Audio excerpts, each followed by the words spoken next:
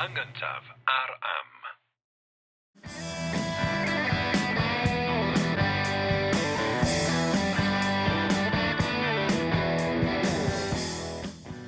Helo, sy'n, Jerry Hunter dwi. A Richard Wyn Jones ydw i, a da chi'n gwrando ar bodlediad rhyngwladol yr hen iaith. Bodlediad lle mae yna Americanwr sydd ar hyn o bryd yn yr Unol Daleithiau yn cyflwyno Cymro anwybodus o Ynys Môn i gyfoeth llenyddiaeth i iaith ei hun.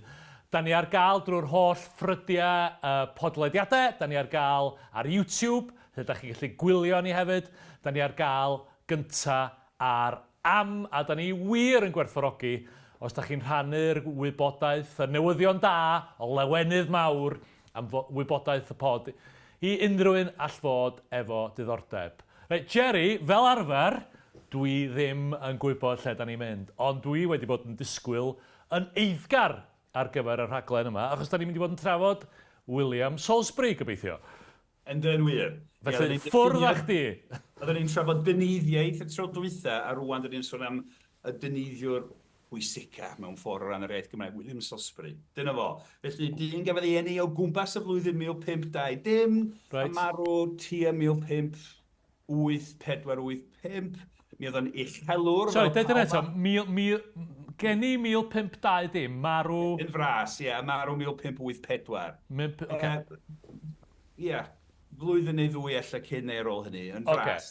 Ddigon da, reit. Fel y Cymru i gyd, ath i brifysgolion, mi oedd yn uchelwr da, yn perthyn i'r haen uchel o ran cymdeithas Gymreig y cyfnod, wedi eni yn Llansannan, dwi'n meddwl mae gen ti gysylltiadau.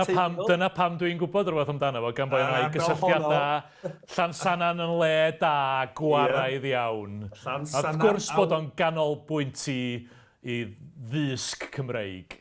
A wedyn, wrth gwrs, mi oedd gyda fo gysylltiadau yn Llanrwst, mi dreuliodd llawer iawn o i oes yn Llanrwst, y plas isa, Llanrwst, y gartre wedyn. Gafodd ei addysg yn Rydychen, i oedd yn ddyneiddiwr go iawn, wedi astudio'r cwrs gradd penodol hwnnw yn y brifysgol yn Rydychen, ac mae'n debyg i fod wedi troi'n Brotestant tra oedd o'n fyfyriwr yn Rydychen. Oedd y diwygiad Protestanaidd yn dechrau cydio ac yn y blaen. Nath o brodi Catrin Llwyd, merch cymeriad pwysig iawn, y Dr Ellis Pris, Dr Coch fel yn cael ei alw weithiau, Dr Ellis Pris y Blasiolyn. Mi oedd Ellis Pris yn dyneiddiwr wedi cael ei addysg yng Nghaergrawnt, yn Rydychen i William Salesbury. Ac felly mi oedd, fel Sir John Pris, oedden ni'n i drafod ddwy bennod yn ôl. Mi oedd Dr Ellis Pris Blasiolyn yn un o'r swyddogion oedd yn cynorthwyo Harri'r Wythfed wrth iddo fo ddiddymu'r mynachdag yn y blaen. Felly mi oedd yn deulu pwysig iawn, cyfoethog iawn. Mi brododd William Salesbury fewn i deulu oedd yn dipyn fwy cyfoethog neu deulu un, da. Iawn? Sydd wastad yn beth call i wneud, da. Eri bod yn uchelwr, a doedd o ddim yn... chafodd o ddim goraeth llaw diol chweith, ond dyna ni. Mae'n brodi'n dda. Ac mi oedd o'n brysur ofnadwy fel ysgolhaeg, fel dyneiddiwr, yn gyhoeddi llyfrau ac yn sgwennu yn astudio. Oedden ni'n sôn am y ddwy duedd ieithyddol o'n norweddu dyneidiaeth yn astudio'r clasuron ar hen ieithoedd Lladin y Groeg, ond hefyd roi sylw i'r iaith frodorol, yr iaith Gymraeg yn yr achos yma. Mi oedd William Salesbury yn poeni yn fawr am sicrhau bod yr iaith Gymraeg yn gyfrwng a oedd yn deilwng o ddys. A nes ti dweud beth diddorol iawn, nes i ddim yn dar i ôl yn yr rhaglen ddwytha, nes ti sôn am yr agwedd yma, mae mireinio'r iaith frodorol oedd y syniad. A dwi wedi bod yn meddwl am hynna wedyn, a ti'n dweud... Mireinio. Mae mireinio'n air da, ond be mae hynny'n ei olygu yn y cyd-destun yma? Neud o'n fwy... Ydy o'n lun a cael gwarad o bethau dyn nhw'n licio, neu be fydden nhw'n i ddeall o iaith oedd wedi cael ei mireinio? Be oedd yn wahanol am hynna? Hollol. Cyflwyno weithiau, ymadroddion newydd, weithiau'r batrwm clasurol, weithiau, ond hefyd yn achos bod William Salesbury oedd yn astudio hen lawysgrifau Cymraeg, hwyrach yn ail gyflwyno geirfa Gymraeg, ymadroddion Cymraeg o'r gorffennol, sicrhau bod yr iaith yn goeth ac yn gyfoes. A mi welwn ni, fel William Salesbury yn defnyddio rhethreg, oedd wedi astudio rhethreg, lun o pwncio'r cwrs gradd yn y brifysgol, yn sgwennu brawddegau, rhethregol, cymleth, fel dyneiddwyr eraill ar draws y cyfandir. Hefyd yn aml yn bathu geiriau, creu geiriau newydd yn aml. Un o pethau, mae hwn yn... Richard Martin yn fan hyn wedi byw yn Denmark, a fel ti'n gwybod, mae fy nau hogyn i'n byw yn Denmark ar hyn o bryd, ac yn astudio trwy gyfrwng y Daneg. Ac mae yna sgwrs yn Denmark wedi bod ynglyn â pwysigrwydd sicrhau bod y Ddaneg yn iaith sy'n gallu cynnal cymdeithas. Mewn ffordd, falle dyma'r un fath o syniad yn fan hyn. I ryw raddau ti wedi crynhoi safbwynt William Salesbury o ran yr iaith Gymraeg yn barod yda. Yn union. A na ni weld sy'n mae'n neud hynna. Mae'n rhywun yn neidio, sori, ond mae'n ddiddorol bod o'n gyfoes, a mae yna rhai ieithoedd ar hyn o bryd sydd yn gwneud ymdrech fel Daneg. Mae yna ieithoedd eraill fel Arabeg, o'n i'n darllen rhywbeth ofnadwy ddiddorol diwrnod o blaen, oedd yn sôn mewn ffordd mae Arabeg, bod o'n cael ei siarad gan ddegau ar ddegau o filiynau, yn gynyddol yn iaith sy'n methu cynnal cymdeithas. Achos dydy'r moddion ddim yn bodoli yn yr iaith honno. Felly maen nhw'n gorfod troi at ieithoedd eraill. So diddorol, so mae hwn yn ymdrech yn yr unfed ganrif o 15 i sicrhau bod y Gymraeg yn iaith sy'n gallu cynnal y fath o gymdeithas maen nhw eisiau ei weld. Yn union. Bod y beirdd Cymraeg wrth i'n gwneud hynny. Of gwrs. Ni drafod yna. Ond dyn ni gwir, wrth drafod William Salesbury a'r llyfr dwi eisiau craffu arno fo y tro yma, dyn ni'n gweld enghraifft o berthynas gyfeillgar, berthynas adeiladol, gadarnhaol rhwng y dyneiddiwr William Salesbury a bardd proffesiynol traddodiadol sef Gruffydd Hiraethog. Nes i sôn tro dweithio wrth yn hybio am lyfr gyhoeddwyd gan William Salesbury y flwyddyn 1547, gwta blwyddyn ar ôl yr llyfr Cymraeg cynt yn ymddangos gan Sir John Prys. Mi gyhoeddodd lyfr arall yn y flwyddyn 1547, sef Oll Synnwyr Pen Cymro ynghyd, reit? Sef un o'r teitlau gorau unrhyw lyfr yn y Gymraeg. Erioed, dal hyd heddiw. Mewn munud. Wel, mae'r bardd Ifr ap Glyn wedi chwarae nhw. Cyfro gynta Ifr ap Glyn, holl garthion Pen Cymro ynghyd neu rhywbeth.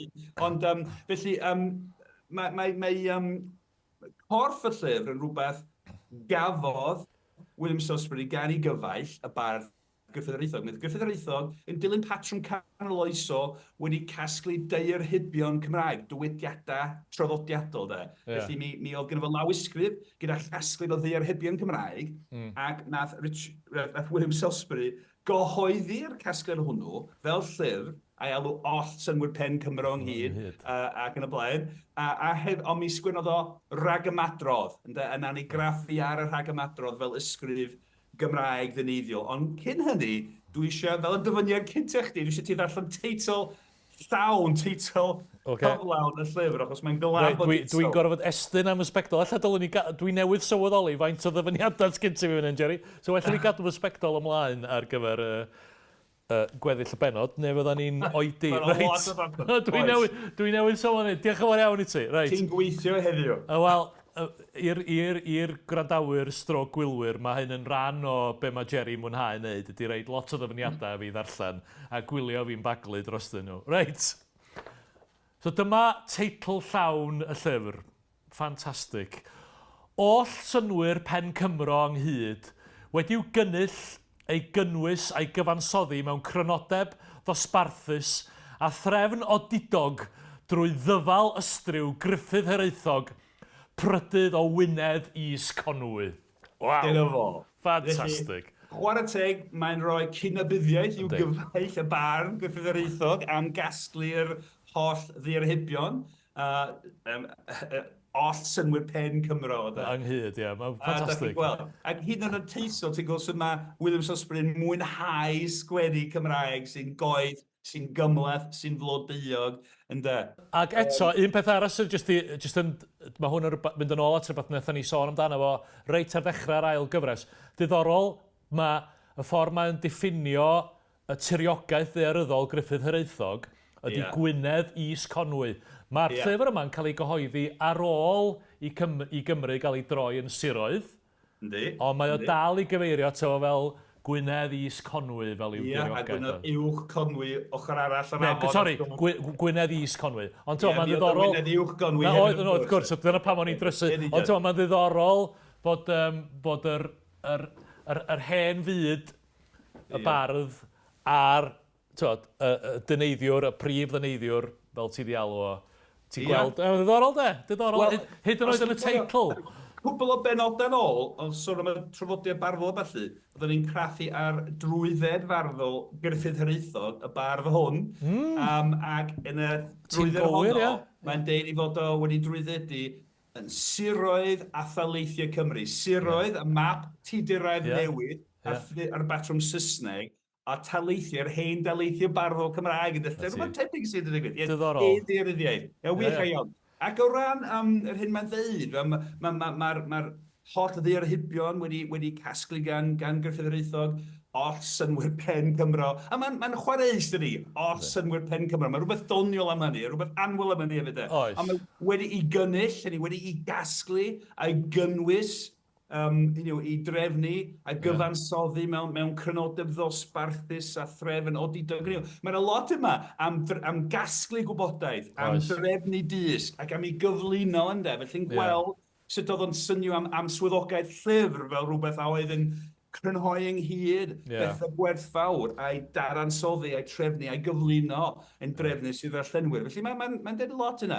Ond mae yna gymaint o bethau. Felly rhaid diarhebion ei hunan, mae'n biti mewn ffordd achos mae'n hwyl mynd trwy diarhebion. Nawn ni ddim trafod cynnwys y llyfr, mond yr rhagymadrodd. Ond wrth yn hebio, mae yna hwrach, mae yna rhai diarhebion sydd o bosib yn gyfarwydd a rhai doniol pethau fel allan o olwg, allan o feddwl, a fo nesaf yr eglwys, pella oddi wrth baradwys, afyno glod, byd farw. Mae hwnna'n dda. Os ti eisiau cael y ganol, dos at i farw. Yn hollol. A pethau fel amheithyn pob dieithr fwyd a rhyw bethau fel yna. Felly casgliad eitha swmpus o ddiarhebion Cymraeg. A fel ddyn ni, mae yna gasgliad canoloesol mewn llawysgrifau Cymraeg canoloesol. Felly Gruffydd Hiraethog ac yn tenfardd traddodiadol wedi derbyn addysg draddodiadol y beirdd yn dilyn hen draddodiad. Ond dyma William Salesbury yn cyflwyno testun barddol traddodiadol casgliad o ddiarhebion ar gyfer darllenwyr trwy gyfrwng technoleg newydd y wasg. Felly dyna'r cynnwys, ond dyn ni am ganolbwyntio ar rhagymadrodd William Salesbury i'r llyfr, achos mae'n ysgrif wreiddiol gan y llenor Cymraeg diddorol hwn William Salesbury. Ac mae'n grynhoi beth mae'n neud, mae'n y gymaint sy'n gallu trilio sawl pennod yn trafod y testyn hwn, ond mae'n grynhoi rhai pethau wedyn nawn ni fanylu'r beth eraill. Felly, yn gyntaf, mae'n canmol y bardd Gruffydd Hiraethog am y gwaith. Dyn ni wedi gweld yn barod, hwyrach, nawn ni drafod hynny eto. Mae'n disgrifio gwerth, astudio, diarhebion, y beth yw arwyddocad, diarhebion mewn iaith. Mae'n deud bod diarhebion mewn iaith fel esgyrn yn y corff, ac fel sylfaeni a distiau mewn tŷ yn cynnal y peth. Diddorol. Felly, mae'n trafod gwerth diarhebion. Mae'n ddiddorol iawn. Mae'n tynnu sylw at y datblygiad a oedd yn digwydd yn y cyfnod wrth i ddiwylliant Cymru ddechrau symud o hen ddiwylliant llawysgrifol yr oesau canol i gyfrwng newydd y wasg a graffu. Dwi'n meddwl mi welwn ni o leia un dyfyniad yn sôn am hynna. A wedyn o ran arddull, mae'n fath newydd o ryddiaeth Gymraeg. Wrth i William Salesbury ddefnyddio'r holl ddysg gafodd o'n y Brifysgol yng Nghaergrawnt, a ffrwyth i waith yn astudio hen lawysgrifau Cymraeg hefyd, i ddylanwadu ar y Gymraeg ac i geisio sgwennu Cymraeg mewn ffordd wahanol. Mae'n ysgrif bwerus iawn, a hefyd o ran ideoleg yr hyn mae'n trio wneud. Mae'n bosib i weld o fel Maniffesto dyneiddiol Cymraeg. Nid Cymraeg, ond Cymraeg, achos mae'r iaith Gymraeg yn bwysig yma. Anad dim mae'n sôn am mireinio'r iaith Gymraeg, am angen gloewi, mireinio, dyrchafu, coethi, cyfoethogi'r iaith Gymraeg. Felly, Maniffesto dyneiddiol Cymraeg ydi o. Felly, mae'r ysgrif yma yn destun llenyddol hynod bwysig o ran hanes. Dwi'n bod yn hogyn drwg fan hyn, a jyst yn cymryd spec ar y dudalen o dan yn rhywun i fan hyn. A beth sy'n haro i ydy bod i gymharu ar stwff da ni wedi bod yn... Ti wedi gorfodi fi ddarllen yn yr holl benodau blaenorol yma. Mae hwn yn llawer iawn haws i fi ddarllen. Hynny, mae'r atal nodi, falle bod y steil atal nodi yn anghyfarwydd, ond... Cyn i ti ddim... Dwi wedi olygu dipyn. O, reit, oce. Er bod atal nodi yn dod i fewn yn amlach yn y cyfnod, ond o ran orgraff, y ffordd o syllafu, mi oedd orgraff William Salesbury yn rhyfedd iawn. Dwi wedi safoni'r orgraff. Ti di helpu fi? Ti di helpu fi? O, diolch i ti, Jerry. Mae'n bwynt diddorol, mae'n rhywbeth, achos dyn ni'n methu dangos hyn yn y podlediad, mae angen gweld y peth i raddau, ond oedd o'n sgwennu Cymraeg, syllafu Cymraeg, mewn ffordd oedd yn dangos perthynas rhwng y Gymraeg a'r Lladin, oedd o'n ceisio amlygu'r ffaith Cymraeg yn hen iaith ddysgedig ac yn ceisio dangos, felly oedd yn syllafu eglwys weithiau, o, i, s yn lle eglwys ac yn y blaen. So fysa'n anodd iawn eich di ddarllen o'r hynna. Sy'n diddorol. Felly dysgedig iawn. Diolch am wneud o'n haws i fi. Unwaith mae rhywun yn golygu yn safon i orgraff, mae'n hawdd i ddarllen bod yna brawddeg ei hyrwyddo. Felly, i ddechrau, dyma'r cyfarchiad ar ddechrau'r ysgrif, syml iawn, jyst i ddarllen y dyfyniad nes yma. William Salesbury, wrth y darllenydd Cymreiggar. Cymreiggar. Cymreiggar, ie. Felly, wrth y darllenydd Cymreiggar. Mae'n erfa ar goll fyna. Cymreiggar. A caru'r Gymraeg, at y darllenydd sy'n caru'r Gymraeg. Y darllenydd Cymreiggar, yr un sy'n caru'r iaith Gymraeg. Sy'n perthyn o'r iaith Gymraeg, ond caru'r iaith Gymraeg. Felly'n syth bod i agenda ieithyddol. Mae'n anerch Cymru Cymraeg sy'n poeni am yr iaith Gymraeg, sy'n caru'r iaith Gymraeg. A wedyn, dyma frawddeg gyntaf ar ysgrif ei hun, y dyfyniad nesaf sy'n gen ti? Wel, dwi'n teimlo bod fi wedi bod gychdig bach yn orhyderus ynglyn â hwn. Mae'n glaw o frawddeg. Na i just ddaglu a lladd i frawddeg gyntaf. Dos yn arawan. Wrth rhyw draws dreiglon disymwth ar fy llyfrau gosegur, fe ddamweiniodd i mi fi gaffael copi o ddiarhebion Cymraeg y daeroedd i mi fi ei dair gopio am llaw fy hunan o un o lyfrau Gruffydd Hiraethog, Prif Brydydd o Wynedd. Dyn i gwir, mae hwnna'n oce. So, oedd o'n rhyw fath o fwmian o gwmpas yn ei lyfrgell, nath o weld... Nath o digwydd daro ar gopi o ddiarebion Cymraeg, ddari o gopio i lawr yn ei law i hunan o un o lyfrau Gruffydd Hiraethog. Union. A mae frawddeg gyntaf hon yn gyflwyniad gwych i arddull William Salesbury. Mae'n chwareus iawn, y ffordd mae'n dweud hynna, wrth rhyw drawstreiglo dysymwth. Trawstreiglo, fo greuodd y gair hwnnw. Fo fathodd y gair. Trawstreiglo, mae rhyw siwfflan o gwmpas. Dysymwth ar fy llyfrau gos. Heb bwrpas arbennig, ond just pwyntio. Pwyntio gwmpas, trawstreiglo dysymwth, fy llyfrau gos segur, ac unwaith eto, yr ansodd ar gos segur, yn chwarae rhyw hunan ddychan, dwi fod yn ddyn dysgedig, ond dwi'n collar o amser i sbio fy llyfrau yn ddiweddar ac yn y blaen. Fe ddamweiniodd i mi fi gaffael copi o ddiarhebion Cymraeg. Y darfu i mi, i dair gopio am llaf un. Ac mae'n creu cyfansoddau'r copio, ond tair gopio. A da chi'n gallu weld o wrth i'n ddyfal yn copio llawysgrif Gruffydd Hiraethog yn da. Mae'n chwarae, mae'n ymhyfrydu wrth sgwennu iaith, goeth, ddifyr, gofiadol. Am llaw fy hunan, o un o lyfrau, ystyr llawysgrifau, yw'r llyfrau fo yma, Gruffydd Hiraethog. Felly mae'n gyflwyniad gwych. A mae'n awdur go iawn, dydi? Mae'n diddannu yn ogystal â... Yndi, mae'n diddannu, a mae'n creu geiriau newydd, mae'n ddifyr, mae'n cyfoethogi'r iaith Gymraeg wrth i sgwennu, achos mae'n bathu geiriau newydd, a mae'n hwyl da. A wedyn gyda llaw, rhoi seibiant i'ch ti, cyn i ni fynd ymlaen, yr dyfyniad nesaf o lawer sydd gen ti'n y benod yma. Na ni drafod hyn eto, achos dwi eisiau sôn mwy am Gruffydd Hiraethog a mae hynny'n heiddi Pennod arall lle. Ond mae'n diolch i gyfeithio'r nifer o weithiau am gasglu dirhybion ac am adael iddo fo i bobi o'i goeddi. A mae'n deud dyla'r darllenwyr ddiolch i'r bardd gyfeithio'r ac wedyn mae'n deud, a nis darddu iddynt ddigynhedlu yn rhy bell. Dyla'r darllenwyr ddiolch i gyfeithio'r os nid ydyn nhw wedi digynhedlu yn rhy bell. Colli, be mae'n golygu? Diddorol. Mae'n ddiddorol, achos fel arfer, mae cynhedlu i ni yn golygu cynhedlu plentyn, reit? Dillia ato cynhedlu a rhywbeth o felly. O ran ffrwythlwyneb ac yn ond yma i ddall, a dwi'n fo fath o y gair yma, neu'n sicr fo ddyfeisiodd yn ystod yma, digynhedlu, mae rhaid mynd yn ôl at fo yn y gair, cynhedlu, cenedl. So, wedyn, nid cenhedlu fel cenhedlu plentyn, ond cenedl fel y genedl Gymreig, iawn? A wedyn creu berf allan o'r enw cenedl, cynhedlu, felly cynhedlu yw y weithred o deimlo bod chi'n perthyn i genedl, a wedyn digynhedlu bod chi'n colli gafal ar y hunaniaeth Gymreig.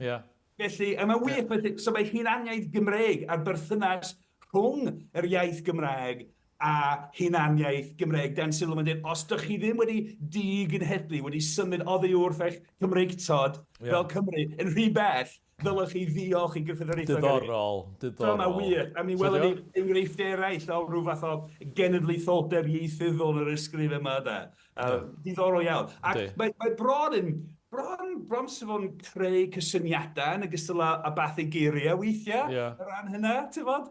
Neu wrth gwrs, Jerry, bod o'n adlewyrchu pethau oedd yn rhan o ryw ddysgwrs a bod ni'n ei weld, hynny yw, bod o... Wel hollol. Dyn ni'n mynd i weld o'n print am y tro cynta. A bod ni rwan, bod ni'n bod y syniad o bobl yn colli'w cenedligrwydd Cymreig drwy golli'r iaith yn bodoli'n barod yn rhan o'r drafod sgwrs. Mi welwn ni fod y beirdd yn cwyno yn y cyfnod, yn wedig nes ymlaen tu'r diwedd yr un fe gyfer bod yn cwyno am y ffaith bod uchelwyr Cymraeg yn cefnu ar yr iaith ac yn colli Cymreigtod, achos maen stopio noddi beirdd Cymraeg yn cefnu'r iaith. Felly, di gweld hynna, ac dwi'n siŵr bod hynna'n rhan o'r un peth i ryw radd, ond mae o'n fynegio mewn ffordd wahanol iawn, mewn ffordd gofiadwy iawn. Wedyn, parhau y frawddeg ddiweithio nes i'r allan, mae'n sôn am yr union adeg pan nath o gair gopio gwaith gyffredinolaethol, y dyfyniad nesaf, rhif 4 ar dy daflen. Reit, dyma fi.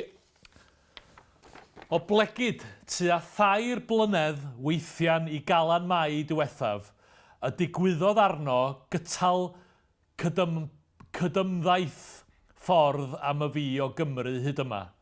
Ac yno y brith ladretais gopio hyn o ddiarhebion o'i lyfr ef, megis y dywedais yr awr hon ymlaen llaw. Felly ddechrau o blegyd tua 3 blynedd weithiau, felly 3 blynedd yn ôl i rwan, fel i Galan Mai ddiwethaf, y digwyddodd arno, gyffredinolaethol, gynnal cydymddaeth. Nath o deithio gyda fi. Cydymddaeth, oce, wrth gwrs. Cydymddaeth. Dar nhw deithio efo'i gilydd. Nath o deithio efo fi, ffordd am y fi, o Gymru hyd yma. Ble mae yma? Rydychen, Wel, ond Llundain, mae'n debyg. Mi gyhoeddwyd y llyfr yn Llundain. Ti'n cofio oherwydd cyfraith y brenin, mi oedd argraffu llyfrau wedi gyfyngu i Llundain, wedi Llundain, Rhydychen a Chagrawd. Felly mae'n tynnu sylw ffaith i fod o di gorau mynd i Llundain i gyhoeddi llyfr Gymraeg. Ond 2 blynedd yn flaenorol, mi oedd gyffredinolaethol wedi mynd ar daith i Llundain efo fo. Ac yno y brith ladretais gopio hyn o ddiarhebion o'i lyfr ef. Mae brith ladretais yn ffantastig. Unwaith eto, mae'n chwaraeus iawn. Ac dyn ni'n weld o eto yn bathu gair newydd, yn cyfuno geiriau yn creu cyfansoddau i gael hwyl. Felly lladrata dwyn, ond brith ladrata. Da chi'n gwybod brith, oedd chi'n gwybod mae gen i rhyw brith po. Benthyg bron, da? Haneb. Mae rhyw fath o ryw... Hanner. Felly, heddiw, dyn ni'n ddarlithwyr prifysgol, mae llen ladrad yn drosedd y frifol os dim myfyrwyr yn copio gwaith, ond wrth gwrs oedd ddim cwaith yn yr un cyfnod. Ond mae'n dweud, wel, nes i copio'n lladrata, ond brith ladrata. Ac hefyd, yr holl ymadael, wedyn mae'n rhedeg y ferf, brith ladrata, wedyn brith ladretais i yn y gorffennol, a wedyn brith ladretais gopio hyn o ddiorhybion. Mae'n cael hwyl efo iaith, mae'n creu geiriau newydd, a mae'n ei hiwmor, mae'n disgrifio weithio ar hyn, mae'n chwarae, nes i ddwy'n i waithio. Wel, nid yn hollol, de. Mae'n ddonio iawn. Mae'n gyflwyno gwych i'w arddull o, de. A wedyn, o'n i'n mlaen y dyfyniad nesaf, rhif 5. Ac o llatretais, nid gwaith ei lyfr ddim, o blegyd yr hoesodd i fenthyg i'w ddarllen ac i'w deimlo eisoes, ac nid yn llai nifer y diharebion a nid un fwy. Heblaw cael trwy'r lladrad yma, mae fi 1000 o Gymru ddysgeidiaeth, lleshad a diddanwch oddi wrtho. Yn union. Felly, mae'n parhau ar chwarae rhyw dynnu coes a chwyncio ar y darllenydd. Dwi'n wedi lladrata i waith, brith lladrata. Wel, os lladratais, nid gwaith i lyfr ddim, ynddo? Hynny, nes i ddwy'n i lyfr, ond mae lyfr dal gen fo. Nid yn llai nifer y darllenwyr, nid yn fwy, ynddo?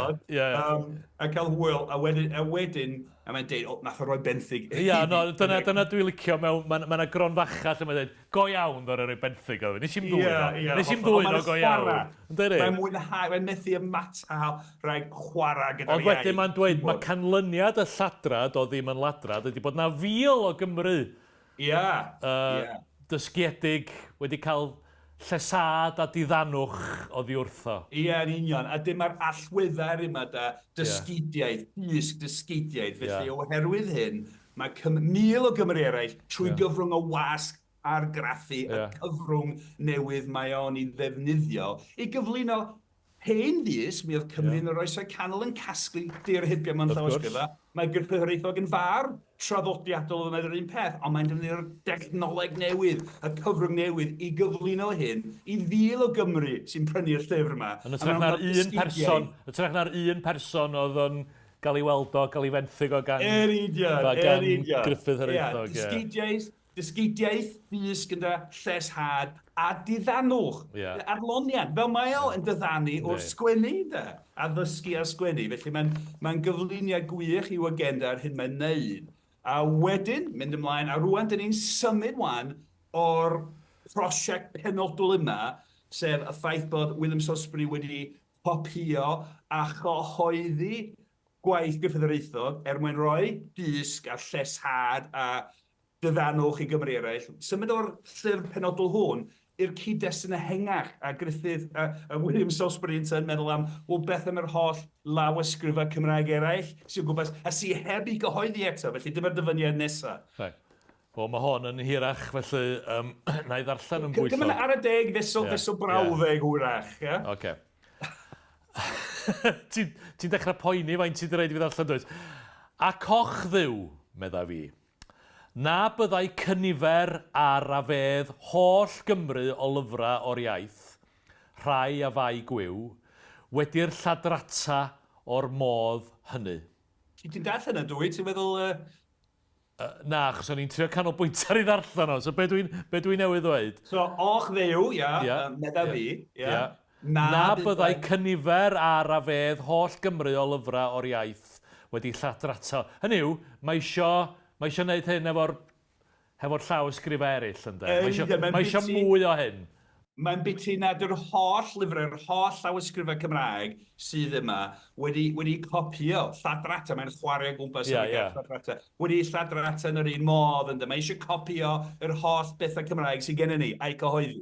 Ac fe fyddai haws i Gymro ddeall y bregethwr wrth bregethu gair Duw. Felly, canlyniad y ffaith bod yr mwy o ddysg fydda'n haws i'r gynulleidfa ddallt y pregethwr Protestanaidd yn union. Wrth iddo fo ledaenu gair Duw. Felly bod dyneiddiaeth, y wasg a graffu a chrefydd yn cyd-gerdded yma, da, ia? Ia, fe fyddai haws o lawer i'r pregethwr dreuthu gair Duw yn ddeallus. Ac fe fyddai haws i wyr dysgiedig o Gymro wedi bod yn hir allan o'i wlad ac anghyngedd, fyddrai'n deud hynna, ddim bai William Salesbury dyna, bai fi, ac anghynedfino ar iaith, gyfieithu iaith arall ar iaith einnym. Ar iaith ni, lle, ie. Felly, y syniad ydy, os da ni'n neud hyn, fydd o'n haws i bregethwyr, dreuthu'n fwy deallus. Yn yr iaith Gymraeg. Yn yr iaith Gymraeg, fydd o'n haws i wyr dysgredig o Gymru sydd wedi bod allan o'r wlad a di colli gafal ar y Gymraeg i gyfieithu ar iaith arall un iaith ni. Union, gan fod yna gymaint o uchelwyr o Gymru, cael swyddi bras yn y llys, gyda'r tuduriaid Llundain, a hefyd fel William Salesbury mynd i'r Rydychen neu gael grawn y cyfandir, yn union. A di'n gwybod, sbio'r ansoddeiriau, deallus, mae eisiau treithi gair Duw trwy gyfrwng o'r iaith Gymraeg yn ddeallus. A bod yn ddysgedig unwaith eto ynddo. Mae dealltwriaeth a dysg, dyma di'r... dyma sy'n rhedeg drwy hyn i gyd ynddo. Ond diddorol bod o'n gweld y rôl yma, nid yn unig i Gymru sydd wedi bod yn hir all o Gymru sydd wedi angenfuno ar iaith, ond mae job nhw ydy cyfieithu o iaith arall un iaith ni. Yn union. So mae hwnna'n ddiddorol, dydi? Yndi, hollol. A wedyn, yn parhau ar thema honno, a'r drafodaeth honno, mae'n hir iawn, ti eisiau darllen o'n, ti eisiau seibiad, ti eisiau mynd ar ffynt tomadi. Wel, gyd i, dwi'n siŵr bydd y... Dos ni. Oce. Dos rhagod. Dwi wilwyr anwyl a gwrandawyr anwyl, mae Jerry di sgwennu ar dop dyfyniad yma, ella bydd rhaid ei gymryd mewn tameidia, felly... Reit. Ie. Ac am hynny, atolwg i chwi, nid fy mwyn i, ac nid mwyn Duw, nid pleser na serch arna fi, ac nid cariad at Dduw, ond lles i'ch eneidia eich hunain, tragwyddol glod uwch, y sawl a'i gwneil, a dianc oddi wrth boenau uffernol, bo un ohonoch chi sydd yn meddu nac yn perchnogi llyfrau yn y byd o'r iaith Gymraeg, a tolwg ei cludo at pwy ryw sawl Gymru bynnag a fo hysbys gennych ei bod yn darbod yn naturiol dros ymgeledd gwladwriaeth yr unrhyw iaith. Ie, na ni gymryd hwnna. Dwi'n meddwl, Be dwi'n newydd arllen, Jerry? Da iawn, felly pwysleisio atolwg i chwi, felly dwi'n erfyn arna chi, dwi'n pwysleisio'n erfyn arna chi, da. I wneud hyn, i sicrhau bod pobl yn copio y llawysgrifau Cymraeg sydd gennych chi. Felly mae'n anerch uchelwyr Cymraeg eraill. Y rhai a oedd yn byw mewn plastau gyda llyfrgelloedd. A rhai o'r llawysgrifau Cymraeg oedd wedi cymryd gan y mynachdau, byddwn nhw'n cael eu difa ac yn y blaen, a llawysgrifau beir wedi copio oedden nhw ac yn y blaen. Felly, uchelwyr Cymraeg, gyda llyfrgelloedd, gyda llawysgrifau, dwi'n erfyn arna chi, iawn, nid fy mwyn i, nid mwyn Duw, mae'n beth mawr ydy, mae'n oes gwrs, nid mwyn Duw, nid pleser na'r serch arna, nid i blesio fi, nid achos da chi'n licio. Nid mwyn eich enaid, mwyn eich eneidiau eich hunan, lles eich eneidiau. Lles eich eneidiau eich hunan, tragwyddol glod uwch. A dianc oddi wrth boenau uffernol. Felly, ydych chi'n mynd i uffern os ydych chi'n mynd i wneud hyn, ynddo? Pob un ohonych sydd yn meddu nac yn perchnogi, meddu neu yn perchnogi llyfrau neu'r llawysgrifau Cymraeg, yn perchnogi, yn meddu llyfrau yn y byd o'r iaith Gymraeg. Os oes gennych chi lawysgrifau Cymraeg yn eich meddiant, atolwg, hynny dwi'n erfyn arna chi, i cludo a pa ryw Gymro bynnag, neu pa Gymru bynnag, da chi'n nabod, sy'n debygol o fod yn naturiol dros, yn tueddu gwneud, naturiol dros ymgeledd, gwarchod, gwladwriaeth yr un rhyw iaith. Be mae gwladwriaeth ydy'r gair y dwi'n mynd? So mae gwladwriaeth, beth ydy ystyr ymgeledd gwladwriaeth yr unrhyw iaith? O'n i'n meddwl fysa'r gair hwnnw yna. Ddaru hwnna neidiodd ar y dudalen. Mi ddaru o. Gwladwriaeth yr un iaith. Wel, gada ni feddwl amdano fo, Richard, mae'n ddiddorol dyn ni gladwriaeth yr iaith Gymraeg. Mae'n oes pan oedd Cymru ers ychydig o ddegawda, wel na, yn ddiweddar, lle hynna, bwrw 15 mlynedd, a wedi cael ei hymgorffori'n ffurfiol fel rhan o Loegr gyda'r deddfau uno. Oedd Cymru wedi ei goresgyn yn filwrol ers 1282 wedi nethu yn Glyndŵr. Mae'n rhan o Loegr, does gan Cymru ddim gladwriaeth fel gwlad, ond eto mae'n sôn am warchod gwladwriaeth yr iaith Gymraeg. Hynny, mae'n rhywbeth o genedlaetholdeb ieithyddol, de. Mae bron efo rhyw rhagweld yr athronydd J.R. Jones o ran beth sy'n gwneud Cymru yn wlad, ynddo? Ffaith bod yr iaith Gymraeg yn gerbyd i Gymru fel gwlad, i Gymru fel gwlad barhau bodoli heb hunan lywodraeth, ynddo? Mae beth sy'n ddiddorol, mae gladwriaeth wrth gwrs, mae ystyr gladwriaeth, ystyr fodern gladwriaeth yn dechrau'n ffurfio yn y gyfnod yma, falle ddim wedi ymffurfio yn y ffordd da ni'n adnabod, ond gladwriaeth yr unrhyw iaith, Cymru ydi hwnna, de? Cymru ydi gladwriaeth yr unrhyw iaith yn y cyd-destun yna. Cymru a'r Gymraeg yn un yn yma, mae'n rhyfeddol, de. A wedyn, sbia di wedi trafod y gair diddorol hwnnw, gwladwriaeth, sbia di'r y frawddeg nesa. O i ba beth yr ymgennais i am wladwriaeth, gan nas gwyr Cymro heddiw o ba hanyw gwladwriaeth. So hanfod fel berf o ble mae'n tarddu, lle mae o. O i ba beth yr ymgennais i am wladwriaeth, gan nas gwyr Cymro heddiw, hynny yw, dwi'n siarad am wladwriaeth achos di Cymru heddiw ddim yn gwybod beth ydyw gwladwriaeth. Mae'n cyflwyno'r gair hwysfawr, diddorol, hyd yn oed inflamychol yna, gladwriaeth. A wedyn mae'n dweud, mae'n yna dos, pam nes i sôn am wladwriaeth, achos di Cymro heddiw ddim yn gwybod amdano fo, math o beth. Ond hefyd, mae hwn yn rhannol, falle, ystyried bod hwn wedi anelu at yr uchelwyr, ymhlug yn hyn ydy mae'r darllenwyr, hynny yw chi uchelwyr, da chi'n troi'ch cefn ar Gymru? Da chi'n trio bod yn Saeson. Yn union. Llundain yn cael swyddi bras gan y brenin a trio bod yn Saeson.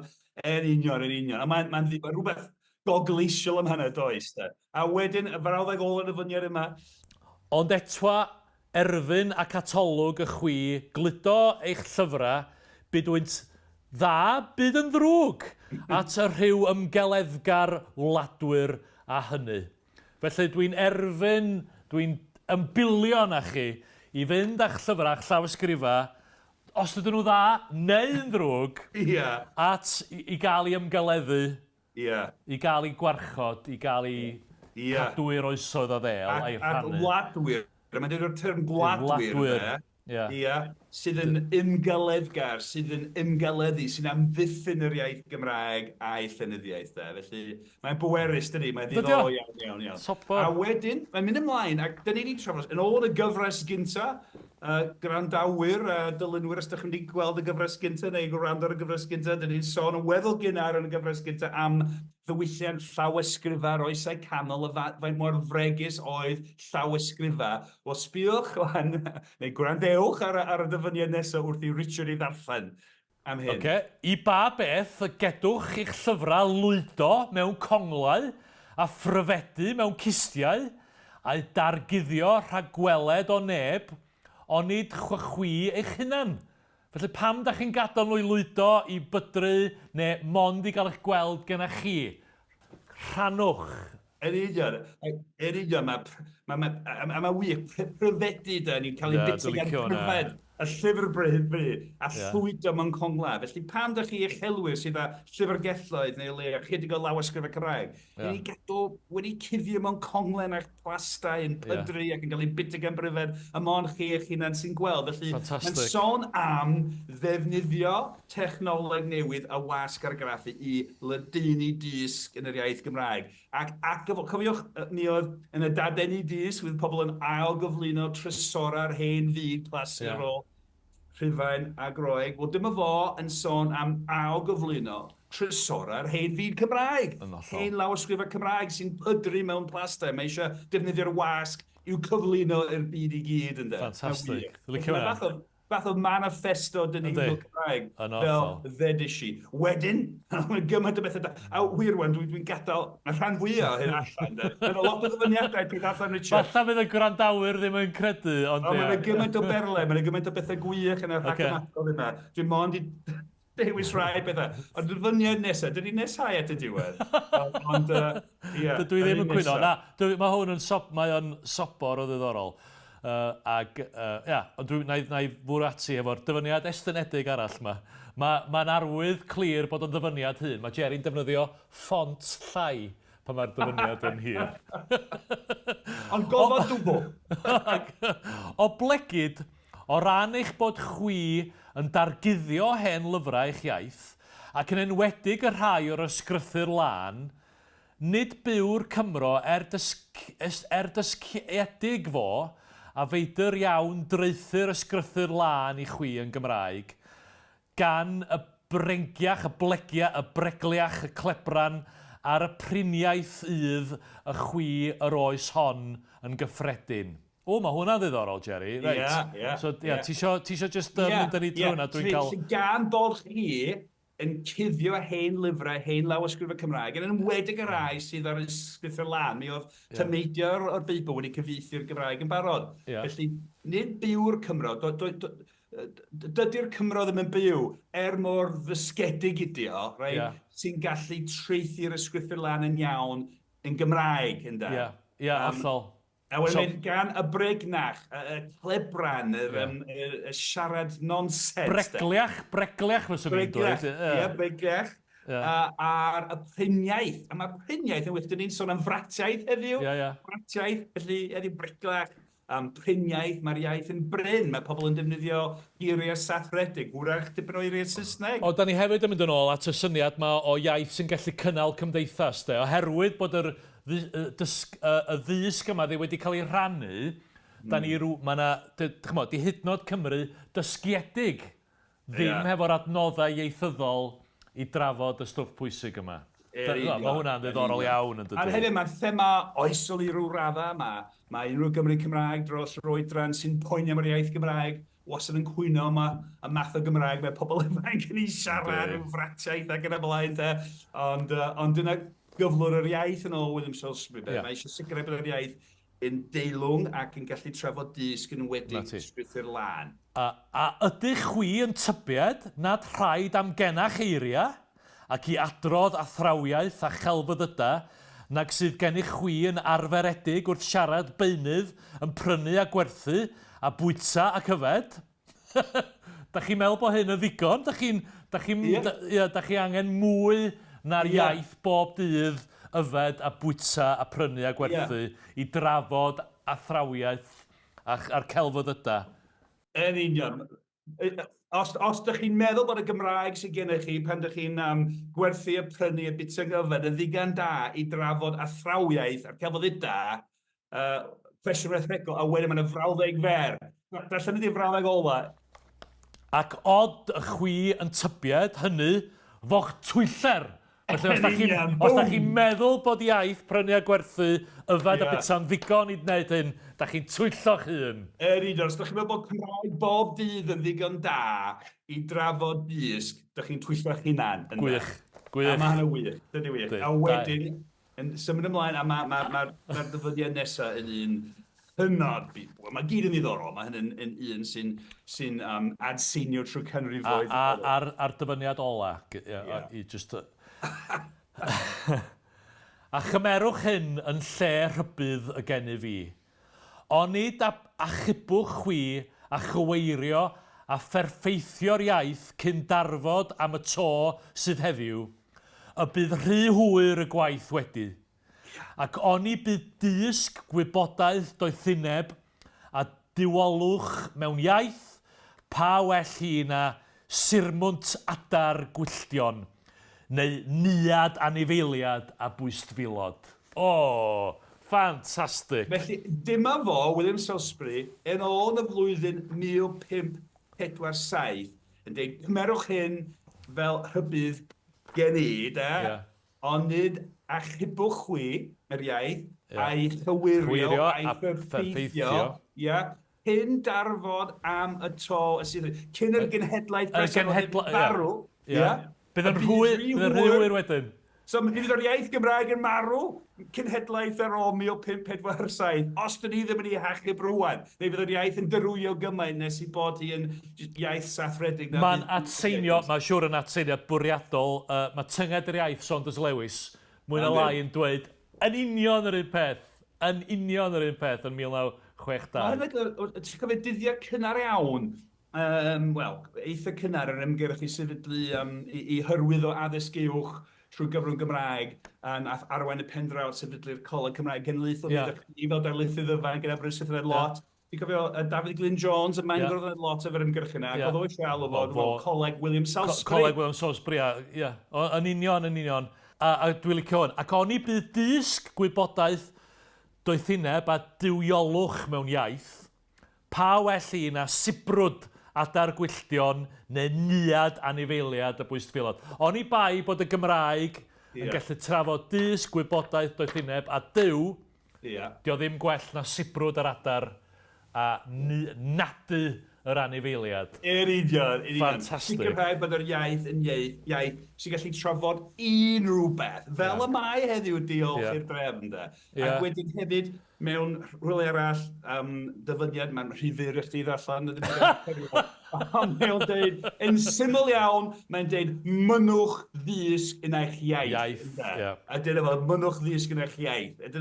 A hefyd, mynnwch fod eich iaith yn gallu trafod disg, wrth gwrs. Mae'n dweud yn y dyfyniadau, dyn ni newydd. A dyma ti nôl, lle ddara ni yn y raglen dwytha, cychwyn y raglen, neu'r bennod hon, y pwynt ynglyn â dyneiddiaeth, de.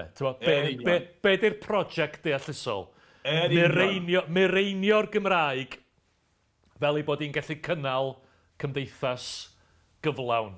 A hefyd, o ran y ffordd mae'r ddyneiddiaeth yn cyd-gerdded a'i brotestaniaeth, cwbl o beth eraill, ti'n darllen hyn ddigon, cwbl o bethau dwi eisiau dyfynu yn gloi yn gyflym iawn cyn gorffen. Mae o'n dweud hefyd, mynnwch yr ysgrythio'r lan yn eich iaith, iawn, ac mi fysa fo'n chwarae rhan bwysig yn yr ymgyrch i gael Beibl yn Gymraeg ac yn helpu cyfieithu. Ac wedyn, mal y bu hi gen eich ddedwydd hynafiaid, yr hen Frytaniaid, mi oedd e'n hynafiaid wrth gwrs ar Gristnogaeth byr yn y blaen, yn ei drafod hynny eto. A wedyn, mae'n dweud, ac mi oedd o'i hun wrth i mi fysa fo, wedi yn oes Elizabeth nes ymlaen, yn gweithio'n galed i gael Beibl yn Gymraeg. A mae'n dweud tua diwedd y rhagymadrodd, pererindotwch, yn ei ewch ar bererindod, pererindotwch yn droed noeth at ras y brenin a'i gyngor i ddeisif cael cenad i gael yr ysgwythio'r lan yn eich iaith. Felly mae'n dweud wrth Gymru, cerddwch yr holl ffordd yn droed noeth i Lundain i ddangos y brenin mor bwysig i'w gael y Beibl yn Gymraeg. Mae'n angerddol iawn. A wedyn, mae'n gorffen mewn ffordd ddiddorol. Mae'n gorffen fel hyn. Mae'n dweud, mae'n anerth pob Cymreiggar ar y diwedd, mae'n dweud ar y dechrau, a mae'n dweud, o ddiw na allai pob dysgedig, pob dyn dysgedig, ddweud am ei iaith, am yr iaith Gymraeg, fel y dywedodd Dafydd ap Gwilym am forfydd. Felly mae'n gorffen trwy ddyfynu y bardd canoloesol hwnnw Dafydd ap Gwilym a rhywbeth ddedodd Dafydd mewn cywydd am un o'i gariadon forfydd. Pof am gariad taladwy, ni ddylu hi i mi mwy. Felly mae'n dyfynu Dafydd ap Gwilym yn hyreithu ar ôl colli cariad morfydd yn dweud bod hi ddim yn perthyn iddo fo, ni ddylu hi mwy, di ddim yn perthyn i fwy, wedi colli'r cariad. Wedyn felly, gobeithio fyddwn ni fel Cymru ddim yn hyreithu ar ôl colli'r iaith Gymraeg, fel rhyw gariad sydd wedi mynd. Ac mae'n wych, dwi'n wedi gweld y Maniffesto dyneiddiol yma, ac eto mae'n gorffen trwy ddyfynu cerdd Gymraeg o'r 4 ganrif ar 10. Ffantastig. O, Jerry, mae hwnna mor gyffrous, diddorol ofnadwy. Da ni, ys a fwy na da ni'n mynd i... Wel, jyst rhag ofn bod yn brandawyr wedi colli'r pwynt, a dwi'n credu... Go Bryn. Ond jyst i bwysleisio, un peth dwi'n hoffi wneud pan dwi'n trafod ein gyda myfyrwyr israddedig ym Mhrifysgol Bangor, i bwysleisio, o ran y llais dyn ni'n clywed, Mae'n chwareus, mae'n cael hwyl, mae'n ddysgedig, ond hefyd mae'n dair iawn, mae'n angerddol, mae'n rhaid i ni wneud hyn rwan, neu bydd y rhy hwyr yn de.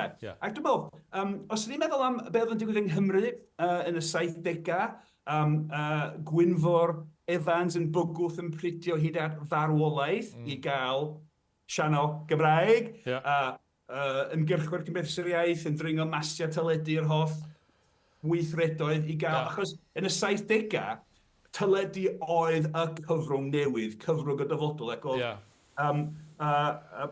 Peredigion yr iaith Gymraeg yn teimlo, os yw'r iaith Gymraeg am ddiw, mae rhaid i ni gael mynediad ar gyfer yr iaith at y cyfrwng newydd, teledu. Felly dyma ni, yn yr 1915, y wasg argraffu'r cyfrwng newydd. Mae William Salesbury'n dweud mewn ffordd angerddol iawn, fel Gwynfor Evans yn bygwth yn bridio hyd fel olwch, mae'r rhaid i ni wneud hyn rwan. Byddech chi'n mynd i iffer nas da chi ddim yn mynd i'ch llawysgrifau i bobl fath y fi i'w gyhoeddi ynddo. Felly, rhywbeth am hyn sydd yn oesol berthnasol yr iaith Gymraeg eu hanes, dwi'n meddwl. Diddorol iawn, a mae o'n cysylltu William Salesbury o Lansannan efo Fred Francis o'r Rhyl. Na chdi, yn union. Dyna'n mynd i adael hynna yn fyna. Jerry, oedd hwnna yn sobor o ddiddorol.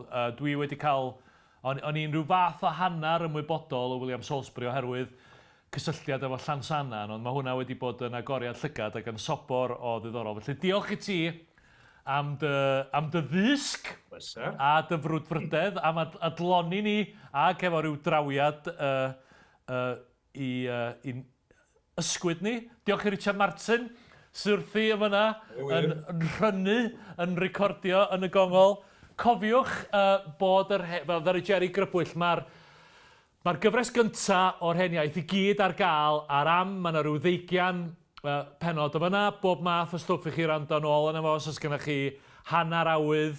Mae Jerry yn darparu crynodeb Saesneg o'r gwahanol benodau yma, rhyw 1000 o eiriau i nation.cymru. Mae o'n torri allan y nonsens gyda fi, felly mae o'n gryno ac yn sobor ddiddorol. Da ni'n pwyso arno fo, a dylen ni falla gerdded yn droednoeth i Harvard, i ymbil ar Jerry, i baratoi llyfr yn Gymraeg ar hyn i gyd.